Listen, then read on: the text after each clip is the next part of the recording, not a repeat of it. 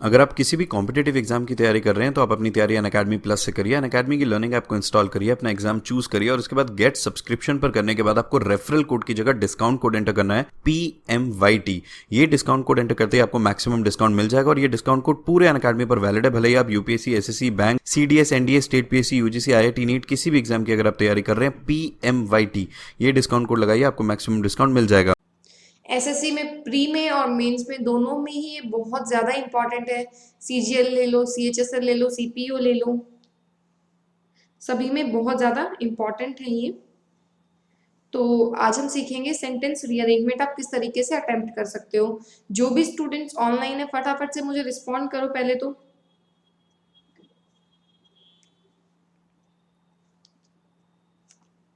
जो भी students online है रिस्पॉन्ड करो।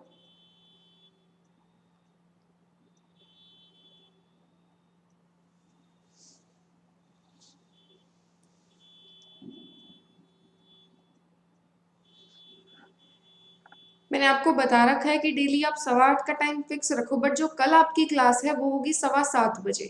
ठीक है, कल की जो आपकी क्लास होनी है वो है आपकी 7:15 बजे। हेलो पायल।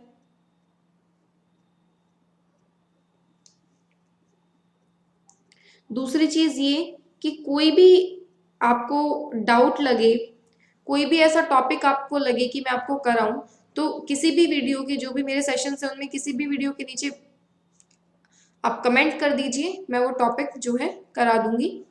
कोई किसी भी पर्टिकुलर टॉपिक में आपको प्रॉब्लम हो। कल ध्यान रखना 7:15 बजे क्लास है। हम करने वाले हैं वॉइसेस, फिर हम करेंगे नरेशन। वॉइसेस और नरेशन आपको पता है प्री और मेंस दोनों के लिए बहुत ज़्यादा ज़रूरी है। CGL 18 की अगर बात की जाए तो दो वॉइसेस के क्वेश्चन आए थे हर सेट में। हो सकता है अगली बार एक वॉइस का और एक नरेशन से आ जाए, कुछ भी नहीं कहा जा सकता है। और मेंस में तो आपको पता ही है वॉइसेस और नरेशन बहुत ज़्यादा इंपॉर्टेंट है। सेशन स्टार्ट करते हैं। Given below are 4 jumbled sentences, select the option that gives their correct order. आपको वो ऑप्शन करेक्ट सेलेक्ट करना है जो कि उनका करेक्ट ऑर्डर देता है। फटाफट से क्वेश्चन को ऑब्जर्व करो और मुझे बताओ कि क्या आंसर होना चाहिए, करना है। सबसे पहले ऑप्शंस देखो, या तो आपका जो सेंटेंस में स्ट्रक्चर है या तो वो डी से स्टार्ट हो सकता है या फिर वो स्टार्ट हो सकता है ए से, क्योंकि दो ऑप्शन डी और दो ऑप्शन ए है। तो बी और सी से स्टार्ट तो नहीं हो सकता, तो आपको पहले ए और डी ही पढ़ने और देखना है कि कौन से पार्ट में इंट्रोडक्शन है। तो ए सेंटेंस को हमने पढ़ा, the cafe's owner says he is interested in conservation and hopes customers will realize the animals are worth saving even though they often have a bad reputation। ठीक है, फिर हमने डी पढ़ा, this cafe which has just opened in Tokyo is not for faint hearted। आपको clearly दिख रहा है कि डी जो ऑप्शन है उसमें इंट्रोडक्शन दिया गया है।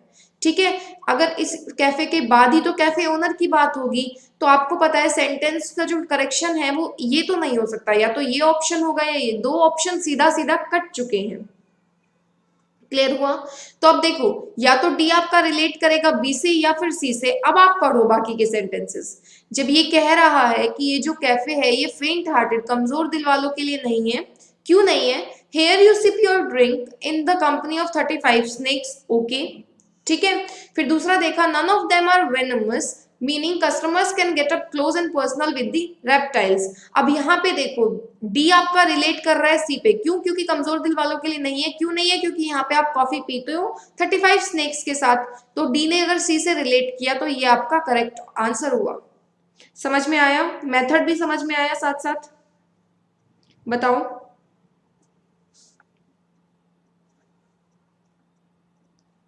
क्लियर हुआ भाई कि किस तरीके से अप्रोच करना है? ऐसा नहीं कि पहले चारों सेंटेंसेस को पढ़ो, ऑप्शंस के अकॉर्डिंग आपको सॉल्व करना है। नेक्स्ट क्वेश्चन पे आगे बढ़ते हैं। देखो अगेन आपके सामने या तो सेंटेंस आपका ए से शुरू होगा या फिर सी से शुरू होगा। क्लियर हुआ? अब देखते हैं, रीड करते हैं। The elephant tusks were tracked from the democratic Republic of Congo for 2 months। ठीक है, फिर हमने रीड किया सी, 4 tons of ivory with a market value of $6 million, it was an impressive haul। ठीक है, तो ए और सी। अब आपको पता है कि इंट्रोडक्शन की अगर बात की जाए तो कौन से पार्ट में दिख रहा है? बताओ। इंट्रोडक्शन की अगर बात की जाए तो कौन से पार्ट में दिख रहा है? नहीं समझ में आ रहा, कोई दिक्कत वाली बात नहीं है, फिर बी सेंटेंसेस को पढ़ो। Customs officials in Thailand say it's the biggest seizure in the country's history. कौन सा सीजर? ये वाला सीजर जो $6 मिलियन का हुआ है ना, तो सी के बाद आएगा बी, सी के बाद आना चाहिए बी, इतना क्लियर हुआ।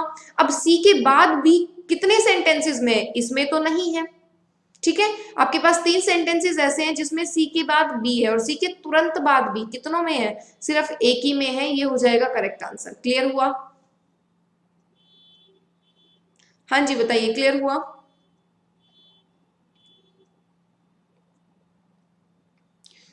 इस तरीके से रिलेट करके चलना है आपको। नेक्स्ट आगे बढ़ते हैं। An estimated 70% of this plastic. अब देखो, या तो आपका सेंटेंस ए से शुरू है या सी से। हमने ए को पढ़ा, this plastic which enters the sea sinks, यानी जो प्लास्टिक सी में फेंका जाता है उसका 70% जो है सिंक हो जाता है। अब भाई कौन सा प्लास्टिक बात हो रही है, कौन से प्लास्टिक की? तो ए से तो शुरू हो नहीं सकता है, सेंटेंस आपका शुरू होगा सी से। तो दो ऑप्शन तो एक फर्स्ट उसको रीड करने पे ही कट गए। आपका अगर सेंटेंस शुरू होगा तो किससे बनेगा? सी से बनेगा। सी किससे रिलेट करेगा? या तो डी से करेगा या फिर ए से। पढ़ते हैं सी को पहले तो। 8 million tons of plastic ends up in the world's oceans every year causing damage to fragile ecosystem. ठीक है, अब देखो आप पढ़ो d, and much of it is not biodegradable. A को हमने पढ़ा कि 70%, अब ये कह रहा है कि 8 मिलियंस का 70% सिंक हो जाता है। सी आपका डायरेक्ट रिलेट कर रहा है ए से, तो आंसर हो जाएगा दिस वन। क्लियर हुआ? बी सेंटेंस को तो आपको रीड करने की भी नीड नहीं पड़ी और आपके सामने आंसर आ गया है। और आप प्रैक्टिस करोगे तो ये आप मात्र 5 से 10 सेकेंड में आप इस चीज को सॉल्व कर सकते हो। क्लियर हुआ भाई? अटेम्प्ट करो, बताओ मुझे कि समझ में आ रहा है या नहीं।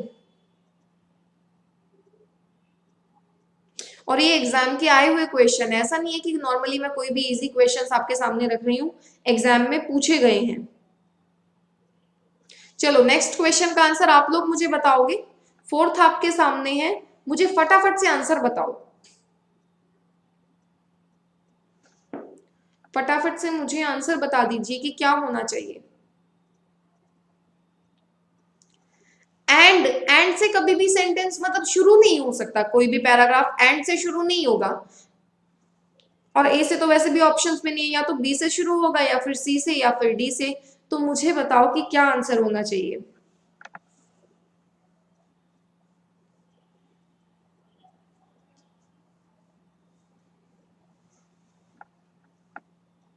देखो मैं आपको एक चीज बताती हूँ, दो ऑप्शंस आपके किससे स्टार्ट हो रहे हैं? बी से। तो 90% पॉसिबिलिटी है, 90% पॉसिबिलिटी है कि जो सेंटेंस है वो बी से शुरू होगा। 90%, 10% हो सकता है सी या डी से भी शुरू हो जाए, बट 90% है बी से। तो सबसे पहले आप बी को ही रीड करो। क्या इसमें इंट्रोडक्शन है? तो around 4 billion people in the world live in physically water scarce area. Scarce मतलब कमी। तो 4 बिलियन जो लोग हैं वो ऐसी जगह पे रहते हैं जहाँ पे पानी की कमी है। ठीक है, पॉसिबिलिटी है, कोई दिक्कत नहीं है। अब आओ रिलेट करने पे, ए को पढ़ो। And 844 million don't have access to clean water close to home according to latest report by WaterAid. कह रहा है कि इतने मिलियन 4 बिलियन तो वहां रहते हैं जहाँ पानी की कमी है, और इतने मिलियन लोगों को तो क्लीन वाटर मतलब घर के पास क्लीन वाटर की एक्सेस ही नहीं है। समझ में आई ये चीज? तो आपका बी जो है वो सीधा सीधा रिलेट कर रहा है ए से। बी अगर ए से रिलेट कर रहा है तो कितने ऑप्शंस ऐसे हैं जहां पे बी डायरेक्ट ए से रिलेट कर रहा हो? एक ही ऑप्शन है, आंसर आपके सामने है। समझ में आया? ना हमने सी को रीड किया है ना हमने डी को रीड किया है, दो सेंटेंसेस को रीड करके आंसर हमें मिल गया है। आपको बस थोड़ा सा रिलेट करना आना चाहिए।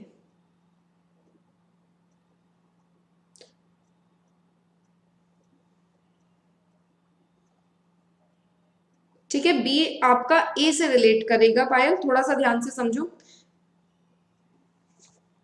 नेक्स्ट पे बढ़ते हैं। 5th आपके सामने है, अटेम्प्ट करो क्वेश्चन और बताओ मुझे।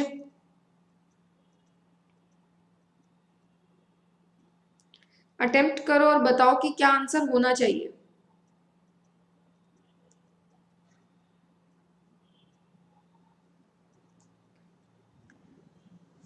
हाँ जी, सभी अटेम्प्ट करो। अच्छा, क्वेश्चन नंबर भी डाल देना साथ में ताकि पता लगे।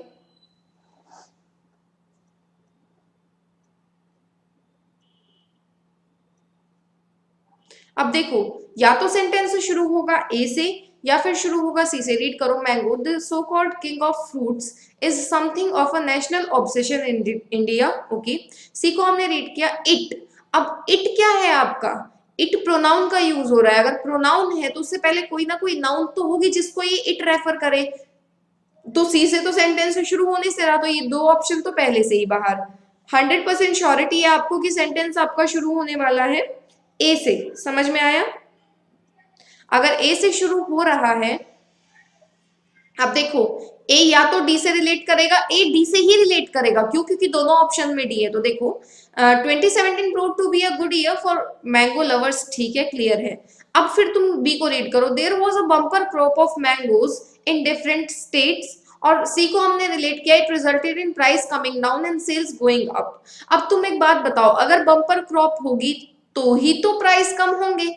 तो बी आपका रिलेट करेगा सी से, तो ए डी बी सी किस में है? फर्स्ट ऑप्शन में है। समझ में आया?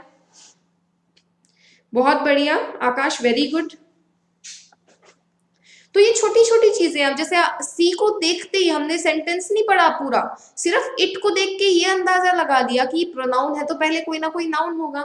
तो ग्रामर की बेसिक नॉलेज जरूरी है रीडिंग कॉम्प्रिहेंशन को सॉल्व करने के लिए। पैसेज भी हम सॉल्व करेंगे, क्लोज टेस्ट का एक सेशन हमने किया, आज हमने सेंटेंस रीअरेंजमेंट किया, आगे हम पैसेज भी सॉल्व करेंगे। और पैसेज में आपको मेंस के ही कराऊंगी डायरेक्ट, तो फिर आप देखोगे कि इतना भी डिफिकल्ट नहीं है जितना आप लोग इसको प्रॉब्लमेटिक समझते हो।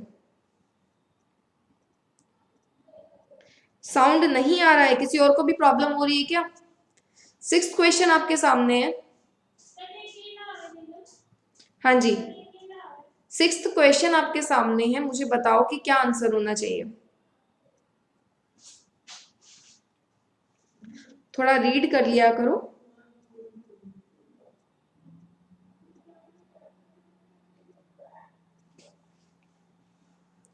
या तो शुरू होगा बी से या फिर शुरू होगा ए से, इतनी बात है। हाँ जी, क्लियर हुआ? या तो बी से शुरू होगा या फिर शुरू होगा ए से। तो देखो, ए को रीड करो, अराउंड 600 मिलियन ऑफ देम किनका भाई? तो ए से तो शुरू होने से रहा, तो ये दो ऑप्शन तो बाहर। सेंटेंस आपका शुरू हो रहा है बी से, मतलब ये जो पैराग्राफ है ये शुरू होगा बी से। क्लियर हुआ? तो देखो, India is suffering from the worst water crisis with 1 billion people living in water scarcity. अब ए को तो हमने पहले ही पढ़ लिया कि 1 बिलियन अगर वाटर की कमी वाली जगहों पे रह रहे हैं, और उनमें से 600 मिलियन जहां पे एक्सट्रीम वाटर स्ट्रेस है। तो बी आपका डायरेक्ट रिलेट कर गया है ए से। अगर बी डायरेक्ट ए से रिलेट कर गया तो ये ऑप्शन भी बाहर, करेक्ट आंसर हो जाएगा दिस वन। दो ऑप्शन को हमने टच भी नहीं किया और आपके सामने करेक्ट आंसर आ गया है। दो ऑप्शंस को हमने देखा भी नहीं, रीड भी नहीं किया और आपके सामने करेक्ट आंसर आ चुका है बी ए डी सी।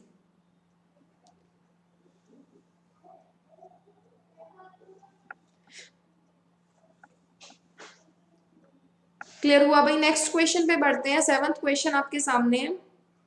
फटाफट से सेंटेंसेस को पढ़ो और मुझे बताओ कि क्या होना चाहिए। सेंटेंस मतलब जो पैराग्राफ शुरू होने की पॉसिबिलिटी है या तो बी से है या फिर ए से है या फिर डी से है। या तो बी से है या फिर ए से है या फिर डी से, और दो ऑप्शंस में बी गिवन है। तो 90% चांस है, 90% की जो शुरुआत है वो बी से होगी।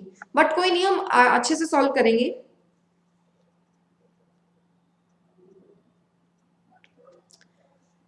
तो देखो, सबसे पहले बी को रीड करो, तो lunar new year of the pig begin on 5th February, ठीक है। ए को हमने पढ़ा, in China thousands of people celebrated it what, नहीं पता, तो कोई नाउन होना चाहिए, तो ए से तो शुरू होगा नहीं।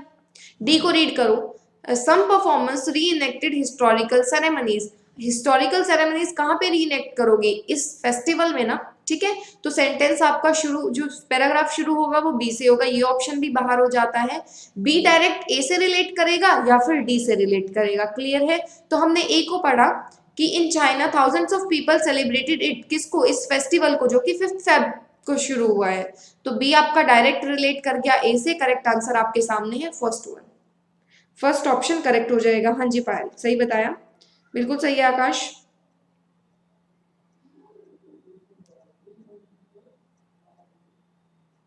ठीक है, तो इसी तरीके से आपको सभी क्वेश्चंस को अप्रोच करना है। नेक्स्ट क्वेश्चन पे बढ़ते हैं। 7 क्वेश्चंस हम कर चुके हैं अभी तक, सब में हमने सेम अप्रोच रखा है कि ऑप्शंस को कट करो कि क्या नहीं हो सकता, क्या होगा तो बाद की बात है। चलो आगे बढ़ते हैं। 8th क्वेश्चन आपके सामने है, मुझे फटाफट से आंसर बताओ और ऐसे क्वेश्चन नंबर साथ में डाल दिया करो।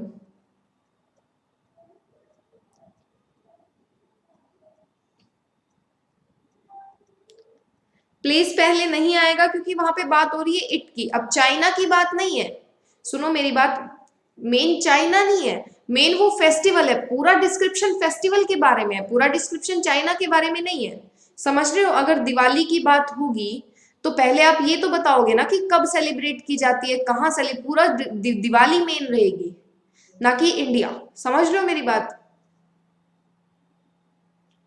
8th क्वेश्चन आपके सामने है, बस ये कुछ कंसेप्शन ही दूर करने हैं। या तो ए से शुरू होगा या सी से या फिर डी से, तीन ही पॉसिबिलिटी है। तो सबसे पहले सी को पढ़ो। The USA consist of 50 states including Alaska and हवाई, ठीक है। ए को रीड किया। इट, ए से तो शुरू होने से रहा। इट इज वन, इट का मतलब व्हाट, ये प्रोनाउन है, इससे पहले कोई तो नाउन हो जिसको ये रेफर करे, तो ए से तो शुरू नहीं होगा। डी को हमने पढ़ा, the United states of America. अब मेरी बात को ध्यान से सुनना, पहले आपकी फुल फॉर्म आती है, उसके बाद एब्रीविएशन यूज की जाती है। तो सेंटेंस जो है आपका डी से स्टार्ट होगा, और अगर सेंटेंस डी से स्टार्ट है तो आपके सामने आंसर है, आपको दूसरा कुछ मतलब पढ़ने की जरूरत नहीं है। बहुत बढ़िया, हाँ जी, अरे बहुत हेल्पफुल रहेगा आकाश। ये सीजीएल 18 के प्री के क्वेश्चंस है। और बोलो, सीजीएल 18 का जो प्री हुआ था, टीसीएस ने ही कंडक्ट कराया था, उसी के क्वेश्चंस है ये। 8th का डी आंसर होगा पायल। थोड़ा सा ध्यान से चीजों को समझो। आपको मैंने एक चीज बताई है, पहले फुल फॉर्म आएगी उसके बाद ही तो एब्रीविएशन आएगी। तो सी और डी में कंफ्यूजन है, तो 100% डी से शुरुआत होगी। ए तो रेस से पहले ही बाहर हो गया क्योंकि इट आ चुका है। इट प्रोनाउन से पहले कोई तो नाउन होना चाहिए जिसको ये रेफर करेगा, तो ए तो बाहर। सी और डी में कंपटीशन था, तो सी में तो यूएसए दे रखा है, इसकी फुल फॉर्म किस में गिवन है, डी में। समझ में आया, बिल्कुल सही आकाश, वेरी गुड। चलो नेक्स्ट पे आओ। 9th क्वेश्चन आपके सामने है, मुझे फटाफट से आंसर बता दो। अगेन या तो ए या तो बी या तो डी, इन तीनों में से शुरू होगा। तो बताइए क्या, किससे शुरू होना चाहिए।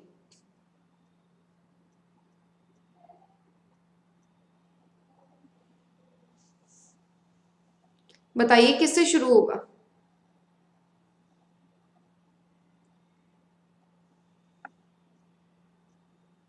चलो फटाफट से अटेम्प्ट करो और बताओ मुझे।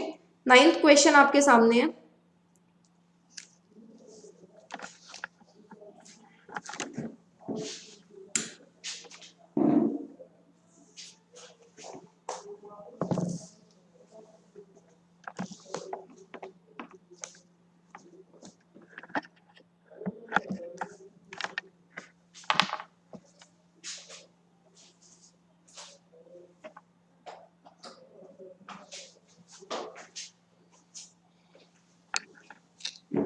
हाँ जी, सभी अटेम्प्ट करो क्वेश्चन और बताओ कि क्या आंसर होना चाहिए। सभी से करेक्ट आंसर चाहिए। 8 क्वेश्चन हम ऑलरेडी कर चुके हैं, तो अभी मुझे सभी का करेक्ट आंसर ही चाहिए। ठीक है, आप लोगों ने आंसर किया है, देखते हैं, आप चेक करेंगे। देखो या तो बी से या फिर ए से या फिर डी से, तो सबसे पहले क्या करो, बी को रीड करो, क्योंकि बी दो ऑप्शंस में है। Aircraft manufacturer Boeing has grounded the entire global fleet of its 737 max aircraft. ठीक है, सब कुछ इसमें नया नया सा है कि भाई इंट्रोडक्शन, कोई प्रोनाउन का यूज नहीं किया गया है। ठीक है, ए को देखो, the move follows last week's fatal Ethiopian airline crash. कौन सी मूव, नहीं पता कौन सी मूव, समझ रहे हो, तो ए से तो शुरू होने से रहा। अब बात करते हैं डी की, that was, what was, that again pronoun है, डिमॉन्स्ट्रेटिव प्रोनाउन है ये, इससे पहले कोई चीज तो ऐसी होनी चाहिए ना जिसको ये पॉइंट आउट कर रहा हो, तो डी भी बाहर, तो बी से ही स्टार्ट होने वाला है सेंटेंस, मतलब जो पैराग्राफ है वो बी से स्टार्ट होगा, इतना तो क्लियर है। अब बी आपका या तो सी से रिलेट करेगा या फिर बी आपका ए से रिलेट करेगा। ए हम पहले रीड कर चुके हैं कि भाई अगर इसने सारी अपनी फ्लीट को ग्राउंड कर दिया है तो ऐसा क्यों किया, भाई लास्ट वीक जो इथियोपियन एयरलाइन का क्रैश हुआ था उसकी वजह से। बी अगर ए से रिलेट कर रहा है डायरेक्ट तो आंसर आपके सामने है। क्लियर हुआ भाई? तो करेक्ट आंसर था एम ई आपका। हाँ जी, समझ में आया कि किस तरीके से चीजों को देखना है। इसके बाद देख लो, अगर आपको लगता है कि मैम इतने में नहीं समझ में आया तो आप डी को रीड करो। जैसे हमने ये ऑप्शन है, आप चेक कर लो कि ए के बाद डी जच रहा है, जच रहा मतलब उससे रिलेट कर रहा है कि नहीं। That was the second time in 5 months की ये क्रैश हुआ। पहली बार कहाँ, यहाँ पे, मतलब सेकंड टाइम ये चीज, ये कौन सा वाला था, सेकंड टाइम था। समझ में आया भाई? चलो आगे बढ़ते हैं। 10th आपके सामने अब क्वेश्चन है, मुझे 10th का आंसर बताओ। 10th क्वेश्चन आपके सामने है, बताइए क्या आंसर होना चाहिए। सभी का आंसर चाहिए मुझे।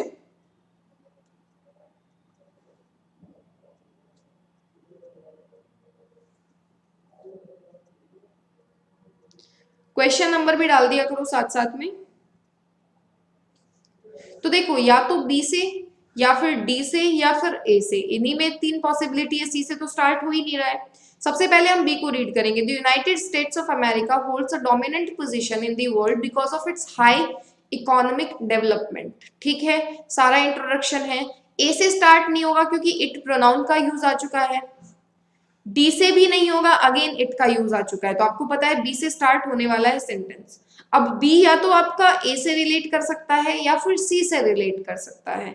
तो देखो, it has been a leading producer in both industrial and agricultural goods.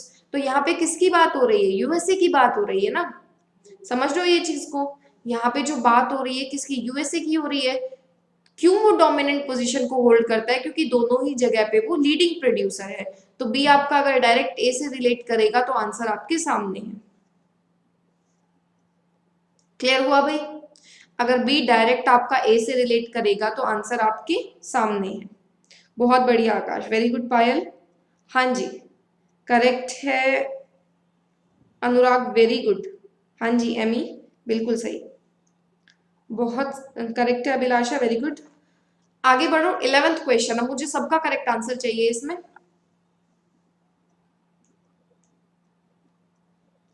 एक चीज और कि कोई भी क्वेश्चन या कोई भी टॉपिक पर्टिकुलर आपको लगता है कि इसमें डिफिकल्टी है या आप चाहते हो कि मैं वो टॉपिक कराऊं, तो ये जो वीडियो है इसके कमेंट सेक्शन में पोस्ट कर देना। कोई भी टॉपिक ऐसा लगे कि नहीं समझ में आ रहा है, टिपिकल है, जैसे हमने कल पोजेसिव केस ऑफ नाउन किया था, तो ग्रामर का, वो कैब का, कोई भी चीज आपको लगे कि सॉल्व कराई जानी चाहिए।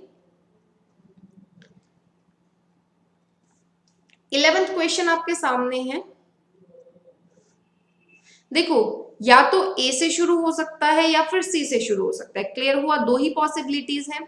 What can we do to avoid anger and provocation? ठीक है, देखते हैं। फिर हमने सी को रीड किया। The society is full of people who think and act differently. ए से भी पॉसिबिलिटी है एंड सी से भी पॉसिबिलिटी है। आप दोनों में से किसी भी चीज को निग्लेक्ट नहीं कर सकते इस क्वेश्चन में। तो हम आराम से पूरा सॉल्व करेंगे, एक एक चीज रिलेट करके चलेंगे।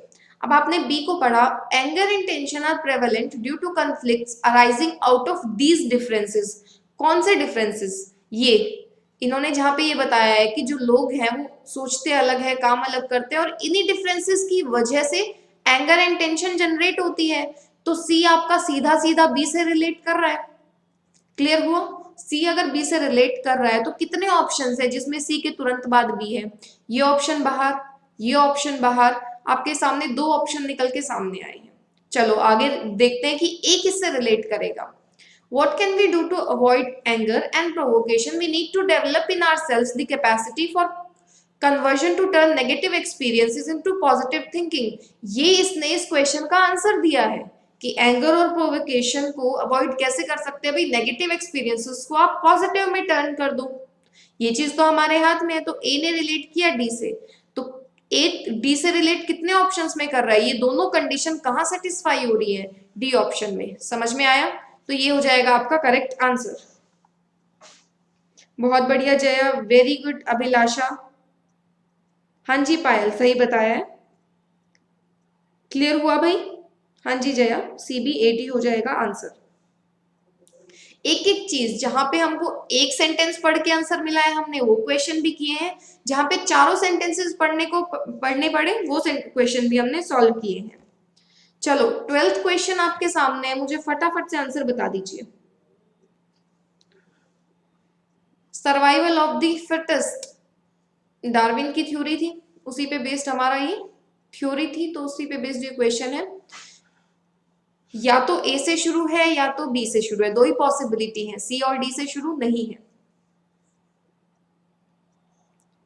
रीड करेंगे दोनों सेंटेंसेस को। देखो, only the fittest creatures can survive while competing for food, ठीक है। बी को हमने रीड किया, why do some species survive and others become extinct.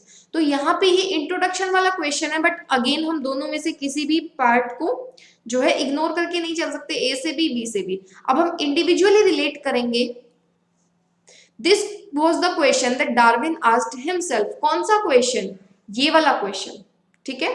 कौन सा क्वेश्चन डार्विन ने खुद से पूछा कि क्यों कुछ स्पीशीज सर्वाइव कर जाती हैं और बाकी एक्सटिंक्ट हो जाती है। तो जो बी है, बी ने डायरेक्ट रिलेट किया डी से, बी ने डायरेक्ट रिलेट किया की से, डी से। कितने ऑप्शंस में रिलेट कर रहा है? दो ही ऑप्शंस में, या तो ये या तो ये। आगे बढ़ते हैं। His answer was that there is ceaseless struggle for life among all creatures. अब क्वेश्चन करने के बाद ही तो वो पर्सन आंसर करेगा, तो यहाँ पे सी, और ये उसका करेक्ट आंसर है, सर्वाइवल ऑफ द फिटेस्ट। समझ में आया? तो ये आपका आंसर हो जाएगा बी। 12th का आंसर है बी, बी डी सी, ये करेक्ट है। अनुराग, वेरी गुड। अनमोल, बहुत बढ़िया। आकाश, हाँ जी। एमी, एमी एक second, answer b d a c होगा, ए डी वाला नहीं होगा, ओके। अभिलाषा करेक्ट है।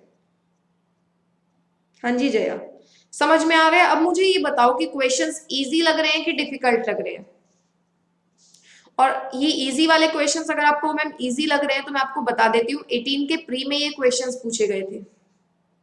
ऐसा भी नहीं है कि रैंडम कहीं से उठा लिए, सीजीएल 18 प्री में जो जून में कंडक्ट हुआ था।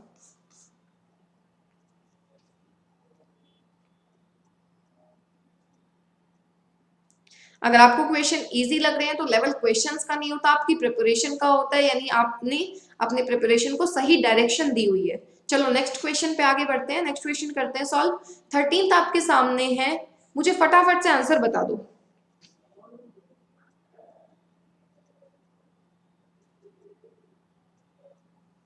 Thank you Aditya.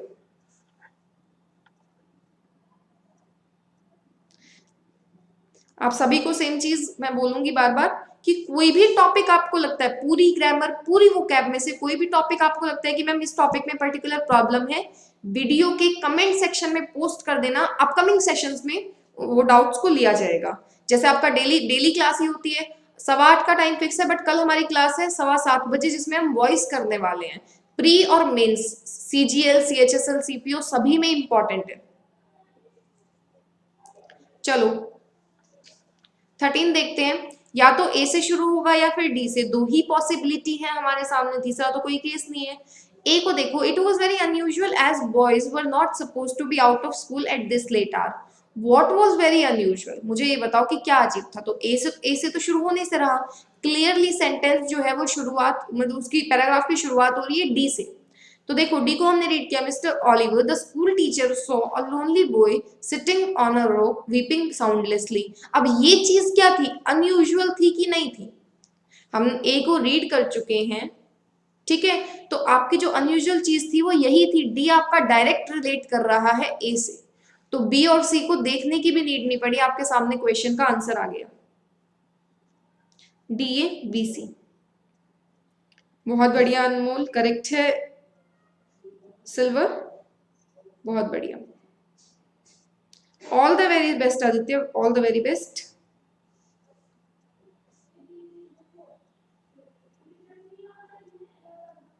हाँ जी, समझ में आया। तो आपका आंसर हो जाएगा DACB, बहुत बढ़िया। All the very best Jaya, अच्छे से एग्जाम अटेम्प्ट करना। एक चीज एग्जाम अटेम्प्ट करते समय एक चीज का आपको ध्यान रखना होता है, आपने जो पढ़ा है वो आप अच्छे से अटेम्प्ट कर दो। मेन ये फोकस रखना चाहिए कि भाई जो चीज हम पढ़ चुके हैं वो गलत ना हो। अगर कोई चीज ऐसी आ जाए कि आपको नहीं आती, अब ऑब्वियसली आप एग्जाम के लिए प्रिपेयर कर रहे हो तो आपने एक बारी नजर से सारी चीजें निकाली होंगी, फिर भी अगर कोई चीज ऐसी आ जाती है कि आपको नहीं आ रही, तो आप ये मत सोचना कि सिर्फ आपको नहीं आ रही। वो चीज अगर बिल्कुल ही नहीं है तो फिर वो सभी के लिए नहीं होगी। जैसे जो CGL का मेंस का एग्जाम था वो कैलकुलेटिव था, वो कैलकुलेटिव एक पर्सन के लिए थोड़ी ना था, वो सभी के लिए कैलकुलेटिव था। तो बिल्कुल भी एग्जाम को अटेम्प्ट करते वक्त निराश या हताश होने की जरूरत नहीं होती है। नहीं आ रहा है, कोई दिक्कत की बात नहीं है।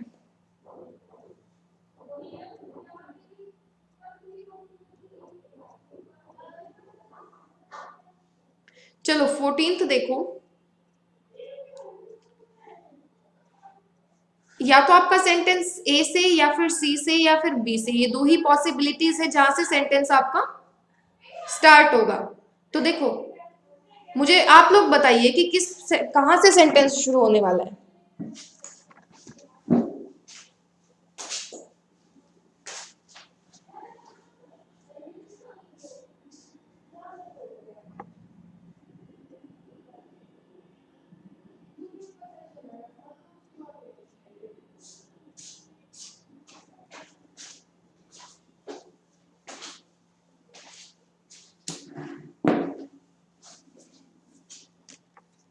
चलो अटेम्प्ट कर लिया होगा सभी ने,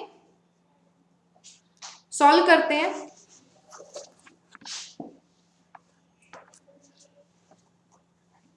देखो,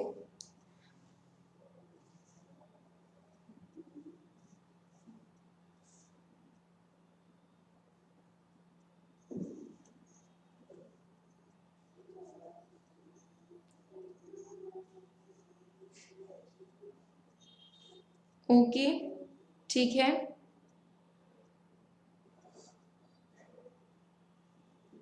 या तो आपका ए से या फिर सी से या फिर बी से जो है सेंटेंस शुरू होने वाला है। हम ए को रीड करते हैं। The brain is active too during sleep, sending messages for the heart to beat regularly. ठीक है, ओके। हाउएवर, बी से तो शुरुआत होगी नहीं, हाउएवर से कभी भी सेंटेंस की जो है शुरुआत नहीं हो सकती है, तो बी तो हमने पहले ही कैंसिल कर दिया। अब बात करते हैं सी की। We spend about 1/3 of our time sleeping. Introduction यहाँ पे, अब ये जो स्लीप के दौरान भी ब्रेन एक्टिव रहता है, ये चीज तो बात की बात है। पहले तो इसने यही बताया है कि हम जो 1/3 टाइम अपना सोने में बिता देते हैं। तो कहने का मतलब क्या है, आपका सेंटेंस जो है वो शुरू होगा सी से। तो ये दो ऑप्शन से आंसर हो सकते हैं, ये भी कैंसिल, ये भी कैंसिल। तो सी या तो अब ए से रिलेट करेगा या फिर सी आपका बी से रिलेट करेगा, दो ही पॉसिबिलिटीज हैं। हाँ जी, समझ में आया। तो आपके पास दो ही पॉसिबिलिटीज हैं। बी को रीड करो। However the body utilises the sleeping time effectively, कि देखो 1/3 हम स्लीप सोने में यूज करते हैं, लेकिन उसको भी बॉडी अच्छे से यूटिलाइज करती है। तो सी अगर डायरेक्ट बी से रिलेट कर रहा है तो थर्ड आपका आंसर हो जाएगा। हाँ जी, बताइए। क्लियर हुआ भाई? CBDA बहुत बढ़िया, maximum students correct answer, very good. 15th देखो, 15th का आंसर बताइए। 15th का आंसर बताओ।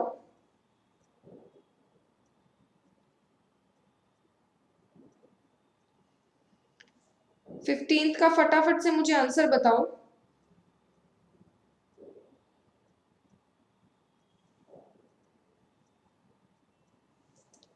दो क्लासेस हैं, दो क्लासेस हैं जिसमें कंप्लीट हो जाता है। और अगर आपको एक ही क्लास में पूरा देखना है, फिर प्रतियोगिता मंत्रा चैनल पे आप देख सकते हैं। उसमें एक ही वीडियो में सारे रूल्स हैं। अगर आप इसी चैनल पे देखोगे तो आपको दो क्लासेस मिल जाएंगी।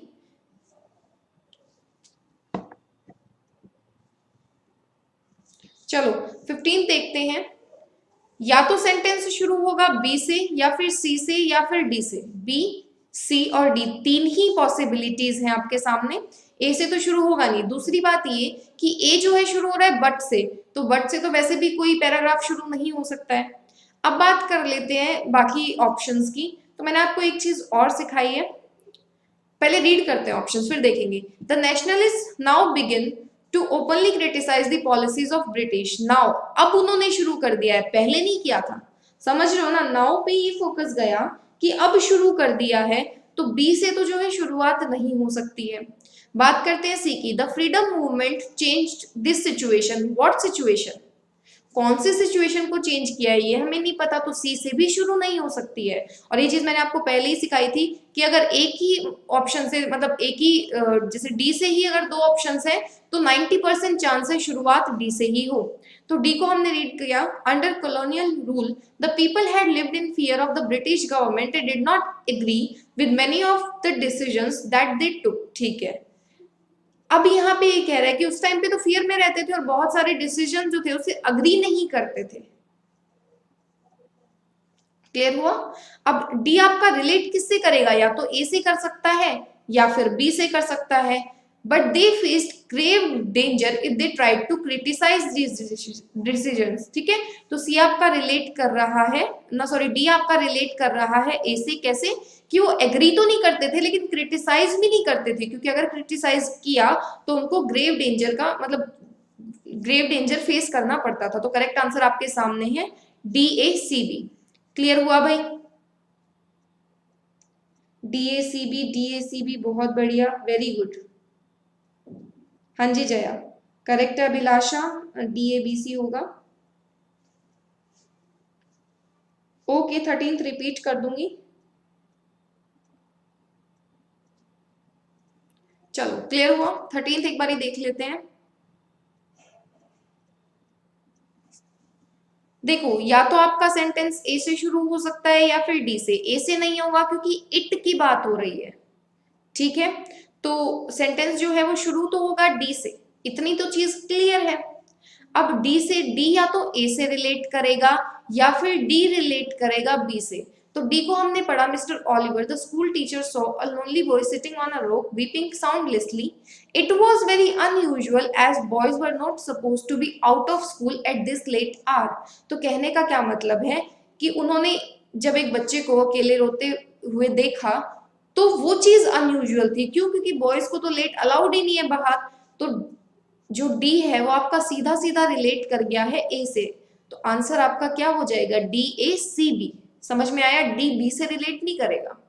अब बी को तुम रीड कर लो। He moved closer to the boy in anger so that he could recognise the miscreant and punish him. कब कब क्लोज मूव करेंगे, जब वो देखेंगे, फिर उनको ये चीज लगेगा कि अलाउड ही नहीं है, उसके बाद ही तो क्लोज मूव करेंगे। समझ में आया भाई? तो ये आपके क्वेश्चंस थे, बाकी हम करेंगे नेक्स्ट सेशन में। अगेन आपको कोई भी डाउट हो, कोई भी टॉपिक आपको लगे कि मुझे कराना चाहिए, तो आप उसको कमेंट सेक्शन में पोस्ट कर देना।